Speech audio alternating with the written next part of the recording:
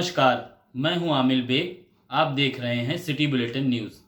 पेश हैं आज के प्रमुख समाचार। प्रयागराज में महाकुंभ से श्रद्धालुओं को लेकर अयोध्या आ रही एक निजी बस पूरा कलंदर थाना क्षेत्र के नौवा कुआं के निकट गुरुवार की तड़के दुर्घटनाग्रस्त हो गई। हादसे में एक श्रद्धालु की मौत हो गई जबकि 9 लोग घायल हो गए। घायलों को जिला अस्पताल में भर्ती कराया गया है। सभी श्रद्धालु तेलंगाना के बताए जा रहे हैं। यह हादसा घना कोहरा होने के कारण हुआ। बताया जा रहा है कि कोहरे के कारण बस पीछे से एक डंपर में जाकर टकरा गई। पुलिस के अनुसार महाकुंभ से लक्ष्मी टूरिस्ट पैलेस लखनऊ की एक बस 20 श्रद्धालुओं को लेकर के अयोध्या आ रही थी। भोर में 4 बजे पूरा कलंदर थाना क्षेत्र के नौवा कुआं के निकट बस चालक घने कोहरे के कारण आगे जा रहे डंपर से टकरा गया और बस का अगला हिस्सा बुरी तरह क्षतिग्रस्त हो गया। हादसे में आगे बैठे एक श्रद्धालु की मौत हो गई जबकि 9 लोग गंभीर रूप से घायल हो गए। घायलों को रेस्क्यू करके जिला चिकित्सालय भेजा गया। ये देखो जाने वाला है। क्या हुआ, कैसे हुआ? वो उधर से आ गए तो पूरा मंचू है ना, मंचू है तो पूरा नहीं दिख रहा है कि पूरा लारी के अंदर है। लारी आए तो उधर से आए के टक्कर कर दिया। बस पलट गई थी क्या? हाँ, उन्होंने क्या वो इंडिकेटर नहीं डाला ऊपर लारी वाला। हाँ। पूरा नडी रोड में करा उन्होंने। कितने लोग घायल हुए? 21। और कोई कैजुअलिटी भी हुई? हाँ, कितने की? 21 मेंबर्स है पूरा अंदर। नहीं, एक मेंबर मर गया है। एक। अब अभी आप ठीक हैं? अभी इधर है। हाँ, कहाँ? वो अंदर आए पेशेंट। इसके उप मंत्री ब्रजेश पाठक आज महर्षि वाल्मीकि एयरपोर्ट पहुंचे। महाकुंभ और मिल्कीपुर चुनाव को लेकर के पत्रकारों से उन्होंने आज कहा कि मिल्कीपुर विधानसभा सीट भारतीय जनता पार्टी प्रचंड बहुमत से जीतने जा रही है। समाजवादी पार्टी की जमानत जब्त होने वाली है। इनके कुकर्मों को मिल्कीपुर की जनता समझ चुकी है। प्रयागराज की घटना को लेकर के उन्होंने कहा कि सरकार ने इसे गंभीरता से लिया है। न्यायिक जांच आयोग का गठन कर दिया गया है। सीट भारतीय जनता पार्टी प्रचंड बहुमत के साथ जीत रही है। समाजवादी पार्टी की वहां जमानत जब्त होने वाली है। इनके कुकर्मों को प्रदेश की जनता, मिल्कीपुर की जनता अच्छी तरह समझ चुकी है। आप देखेंगे जब परिणाम आएगा, भारतीय जनता पार्टी प्रचंड बहुमत के साथ जीत चुकी होगी।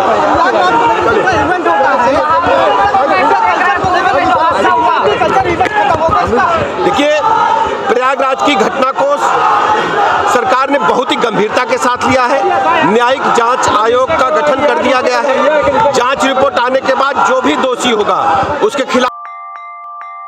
डिंपल यादव आज अयोध्या में थी। महर्षि वाल्मीकि एयरपोर्ट के अंदर उनका स्वागत हो रहा था। अपने ही नेताओं पर आज एक महिला की सपा नेता भड़क गईं। सपा महिला जिलाध्यक्ष सरोज यादव ने आरोप लगाया कि उन्हें उनके ही पार्टी के नेताओं ने अंदर नहीं जाने दिया। उन्होंने कहा कि जिले के नेताबाज सैकड़ों महिलाओं के साथ एयरपोर्ट पर वो जमी हुई थीं।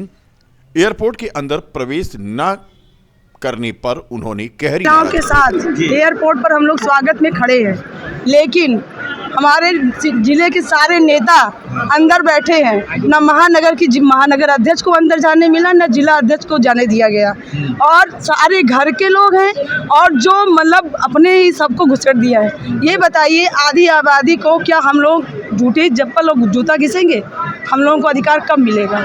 और हमारी पूरी महिलाएं बेचैन है, परेशान हैं, मिल नहीं पा रही। ये हमारे जिला अध्यक्ष की कमी है, बहुत बड़ी कमी है। सबसे ज़्यादा अगर उनको चाहिए था कि हम लोगों को, आप अगर हैं तो हमको भी साथ में क्यों नहीं रखा अपने साथ? इसका मतलब आप नहीं चाहते महिला संगठन यहाँ मजबूती से खड़ा हो। अब वो किस लिए हो? क्योंकि मेरी नेता है वो, हम लोगों के दिलों की धड़कन है वो।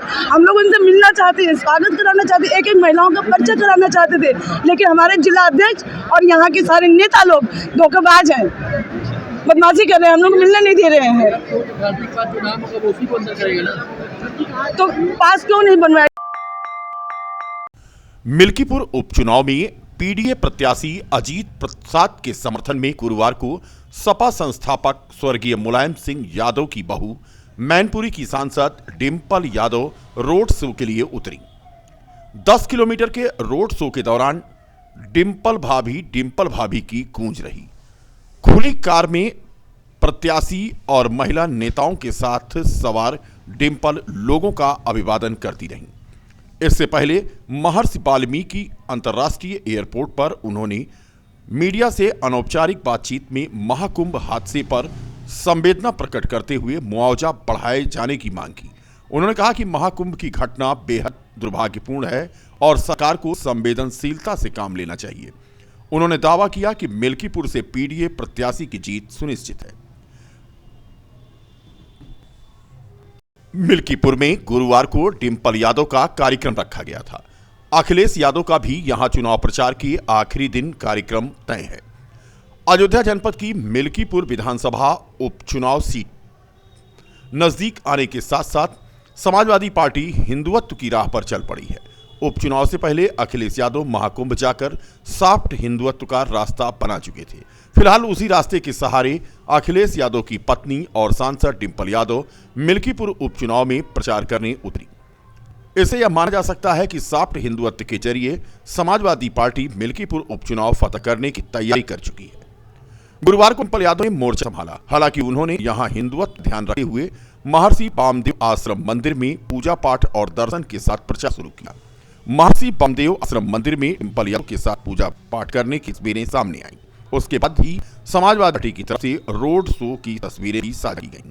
लोकसभा सांसद डिम्पल यादव ने पूजा पाठ के बाद विधानसभा में सपा प्रत्याशी अजीत प्रसाद के समर्थन में रोड शो किया। भारी भीड़ उमड़ी, फूल की वर्षा हुई और हालत ये हुई कि कहीं भी तिल रखने की जगह 10 किलोमीटर के बीच में नहीं मिली।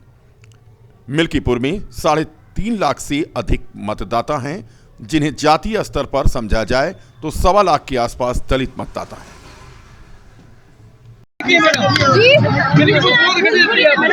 बहुत ही चुनाव अच्छा चल रहा है और समाजवादी पार्टी भारी मतों से मिल्कीपुर उठाने जा रही है। क्या लगता है कि मिल्कीपुर चुनाव में समाजवादी पार्टी अजीत प्रसाद कितने वोटों से विजयी होंगे?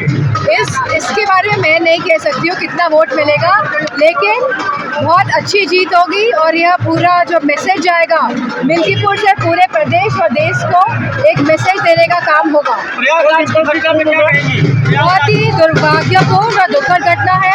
हमारी संवेदना उन परिवार वालों के साथ है जिन्होंने अपने परिजनों को खोया है और जो लोग अस्वस्थ हैं और जो लोग हॉस्पिटल में हैं। हम भगवान और ईश्वर से प्रार्थना करते हैं कि वो जल्दी स्वस्थ हो और हम सरकार से कहना चाहेंगे कि जो मुआवजा की रकम है वो बढ़ाई जाए और जितने भी बॉडीज हैं उनको परिवारजनों को सौंपा जाए।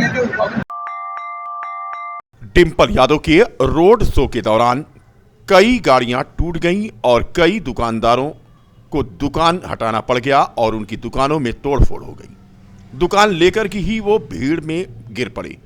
एक दुकानदार के मोमोज का ठेला बुरी तरह से क्षतिग्रस्त हो गया। तस्वीरें आप देख सकते हैं। डिम्पल यादव के रोड शो के दौरान इस तरह से ये तस्वीरें सामने आई हैं, जिसमें गरीब ठेले वालों से लेकर के अन्य लोगों का भारी नुकसान भीड़ ने कर दिया। पूरा ठेला बिखर गया, सामान बिखर गया और हालत यह हुई कि उसको कोई पूछने वाला नहीं था। कई गाड़ियों को क्षतिग्रस्त होना पड़ा। ये तस्वीरें आप देख सकते हैं। आधा दर्जन से अधिक मोटरसाइकिलें भी क्षतिग्रस्त हो गईं। लोगों का कहना था कि समाजवादी पार्टी के कार्यकर्ताओं को ऐसा नहीं करना चाहिए। गुंडे समझो चाहे रोड शो समझो, फोटो का होता है, कांग्रेस का भी होता है, लेकिन बड़ी अच्छा जैसा नहीं हुआ होता है। ये जो रोड गुंडेबाजी सब करते क्या हुआ है, क्या नुकसान हो गया, क्या क्या हुआ? मोमोज मेरा सब पलट गया, चटनी गिर गई, गैस निकल गई, सब हो गई, चूल्हा गड़बड़ हो गया, मेज टेबल भी टूट गया। कितने का नुकसान हो गया? कम से कम 2000 रुपये हमारा नुकसान हुआ। आपको पहले से लग नहीं रहा था कि इस तरीके से? ना, नहीं होगी भाई, नहीं होगा, तभी तो लगा दिए दुकान। इससे पहले भी बहुत नेता रोड शो किए होंगे, क्या कभी ऐसा हुआ? कभी नहीं हुआ सर ऐसे। क्या नाम? उसमें और क्या होगा, जो लोग आएंगे उसी तरह के रहेंगे, उसी मानसिकता के लोग रहेंगे। यहाँ बाजार में अब नुकसान हुआ देखिए, सीधा दिखाई रहा है। जितने दुकानें हैं सब उस पर धक्का मुक्की करके कहीं डिब्बा तोड़ दिए, कहीं ठेला गिरा दिए। सबके सब गाड़ियाँ गिर गई, कम से कम गाड़ियाँ 2-3 गाड़ियाँ इधर इकट्ठे टूट गई, उधर रोड पे हुआ। रोड शो था और उसमें जो छोटे दुकानदार हैं उनका ठेला गिरा दिया, उनमें कितना नुकसान हुआ। छोटे रोज़मर्रा के दुकानदार हैं, कितना नुकसान हुआ, इसकी भरपाई कौन करेगा। तो रैली में बदतमीजी नहीं करनी चाहिए, किसी छोटे दुकानदारों का नुकसान नहीं करना चाहिए। आप अपनी रैली करिए, अच्छी बात है, सब चीज़ है, सही चल रहा है, लेकिन जो बीच में छोटभैया गुंडे टाइप के लोग हैं, बदतमीजी कर रहे थे, अगला मना कर रहा है तब भी उस पर धक्का दे दिए, गिर गए। मतलब आप मानते हैं समाजवादी पार्टी की जो रैली उसमें गुंडे लोग थे? हाँ बिल्कुल थे। ये क्या है, सारी गाड़ियाँ तोड़ डाले, गाड़ियाँ गिरा दी, कितना नुकसान हुआ आप देख लीजिए। महाकुंभ में स्नान कर नेपाल की राष्ट्रीय स्वतंत्र पार्टी की सबसे कम उम्र की सांसद विनीता कठायत परिवार के साथ रामलला का दर्शन करने अयोध्या पहुंची। रामलला का दर्शन करने के बाद अभिभूत हुई नेपाली सांसद विनीता ने कहा कि सीएम योगी और मोदी का कार्यकाल काफी अच्छा है। लखनऊ में वह सीएम योगी से मुलाकात करेंगी। नेपाल और भारत के संबंधों के साथ साथ नेपाल और उत्तर प्रदेश के संबंधों को और मजबूत करने की दिशा में बातचीत करेंगी। हम तो पहले गए थे यहाँ पर कुंभ के मेले में और वो उसके बाद अयोध्या आए हैं। बहुत अच्छा है यहाँ पर। जो मंदिर गई थी मैं सुबह रामलला के दर्शन के लिए, तो उसमें भी बहुत आनंद आया और वो सब अरेंजमेंट देख के बहुत खुश हुई हूँ कि ये यूपी सरकार, भारत सरकार ने जैसे यहाँ पर अरेंजमेंट किया है, जैसे इस मंदिर निर्माण में लगाया है, ये सब देख के मुझे बहुत खुश हूँ। और सभी लोगों को मैं बोलती हूँ कि आइए आप भी रामलला के दर्शन कर लिए यहाँ के, और अब यहाँ से सीता माता की दर्शन करने के लिए जनकपुर भी हो जाइएगा। मैम सीएम से भी आप मिलने जा रही हैं, क्या रीजन है जो मिलने जा रही हैं, क्या कोई किस कारण से मिलने जा रहे हैं? नहीं, हम टाइम तो अभी फिक्स नहीं हुआ है क्योंकि कल रात जो कुंभ के मेले में थोड़ा प्रॉब्लम हुआ था उसकी वजह से वो लगे हुए हैं। वो अच्छी बात भी है कि आपके सीएम ही खुद वहाँ पर लगे हुए हैं, सब कुछ देख रहे हैं। तो अभी हम मिलने जा रहे हैं उनके यहाँ, क्योंकि मेरी जो पार्टी है राष्ट्रीय स्वतंत्र पार्टी, उससे हूँ मैं। तो अभी नई पार्टी है तो थोड़ा गुड रिलेशन सभी अपने मित्र राष्ट्रों के साथ बनाना भी पड़ता है, तो इसी के लिए जा रही हूँ। और नेपाल इंडिया का जो रिलेशन है पहले से ही जो हमारा चल रहा है, तो उसके लिए भी थोड़ा बात कर लेंगे उनके साथ। और वो जो कल्चरली रिलीजन है